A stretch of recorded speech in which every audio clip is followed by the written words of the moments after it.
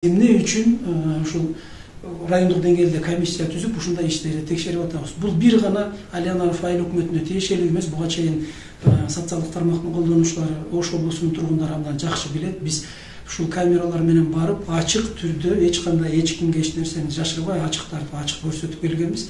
Мыйзам бузуу болгон жердин бүт бардыгындагы мыйзам бузууларды ачыкка чыгарып, ким мыйзамды бузса ошого карата жазасын тартып келишкен.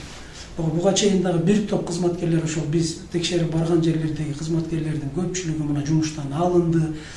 Мамлекеттин эсебинен туура эмес кызыл китебин чыгарып алып, туура эмес ижарага алып 49 жылга деп келишимдерди түзүп алган жерлердин көпчүлүгүн биз кайра артка муниципалдык менчик катары артка кайрыдык.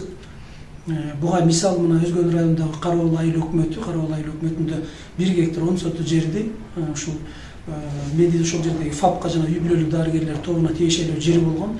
Ошону жасалма документтер менен менчикке чыгарып кеткен жеринен мынакей биз документтердин баардыгын алып чыгып, бүгүнкү күндө толугу менен ал жер кайра муниципалдык менчик катары ошол үй бүлөлүк дарыгерлер тобуна өткөрүлүп берилди. Мындан тышкары Ноокат районундагы Көк Жар айыл өкмөтүндөгү мектептин тегерегинде өтүп кеткен жерлер бүт бардыгы баanya курулуп кеткен, кээ бир жерлерин тосуп кармап алышкан жеке жанагындар мына бүгүн барып сүйлөшүүлөрдү жүргүзүп, бүт документтерин көтөрүп чыгып, архивтерден алып чыгып документтерди мыйзамдуу ордуна келтирип, мына мамлекеттик менчигине, мындай алганда муниципалдык менчикке кайрылып берилди жерлердин бардыгы.